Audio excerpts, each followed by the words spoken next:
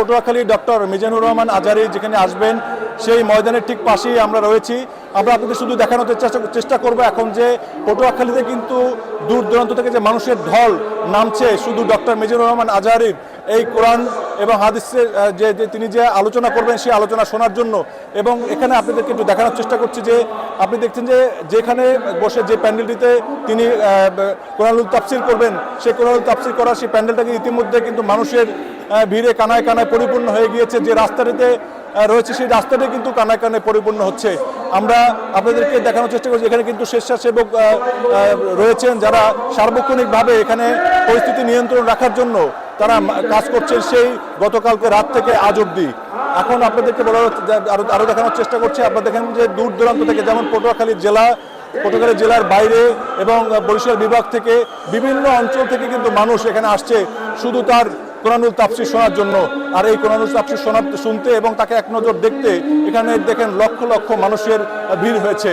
আপনার এখানে পটুয়াখালীতে যে মাঠগুলো প্রস্তুত রাখা হয়েছে তার মধ্যে 3টি মাঠ কিন্তু মহিলাদের জন্য রাখা হয়েছে, যেখানে বসে মহিলারা সরাসরি তাকে দেখতে এবং তার কোরআনুল তাফসির শুনতে পারবেন।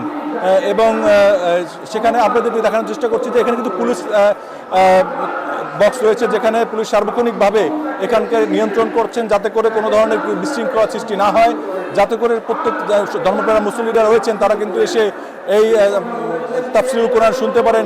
ডক্টর আজহারীর সেই পরিস্থিতি থেকে সুন্দর পরিস্থিতি দেওয়ার জন্য তারা আপ্রাণ চেষ্টা করে যাচ্ছেন পটুয়াখালী আইন শৃঙ্খলা বাহিনী।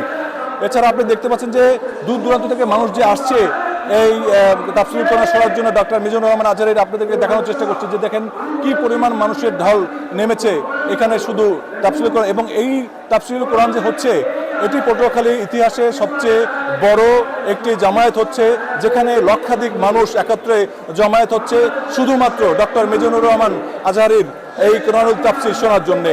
আমরা এখন কথা বলবো, এখানে একজন স্বেচ্ছাসেবক কর্মী রয়েছেন, তিনি কোথা থেকে এসছেন এবং কেন এসছেন, কেন বা তিনি স্বেচ্ছাসেবক হলেন সেই বিষয়ে আমরা কথা বলবো। এখানকার যিনি স্বেচ্ছাসেবক কর্মী রয়েছেন, কেমন লাগছে আপনার এই যে? খুব ভালো লাগছে আলহামদুলিল্লাহ। আমরা ডক্টর মিজানুর রহমান আজহারীর মাহফিলে আসতে পেরে খুব খুশি হয়েছি এবং আমরা চাইতেছি যে তার জন্য কোনো নিরাপত্তা বিঘ্ন না ঘটে, সেই জন্য আমরা নিরাপত্তা জোরদার করেছি। আরও চাচ্ছি দূর দূরান্ত থেকে আমাদের সব আত্মীয়স্বজন আসুক। আলহামদুলিল্লাহ আমরা খুব খুশি পটুয়াখালীবাসী। ধন্যবাদ আপনাকে।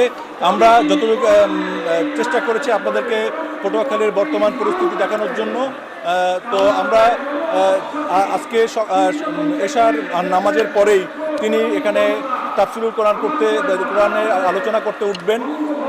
সেই পর্যন্ত আপনারা সবাই এখানে ধৈর্য সহকারে থাকবেন। সবাই কিন্তু এখানে রয়েছে যাতে করে কোনো ধরনের কোনো বিশৃঙ্খলা সৃষ্টি না হয়, এটাই এখানকার মানুষের প্রত্যাশা। যারা স্বেচ্ছাসেবক কর্মী রয়েছে তাদেরও এটাই প্রত্যাশা।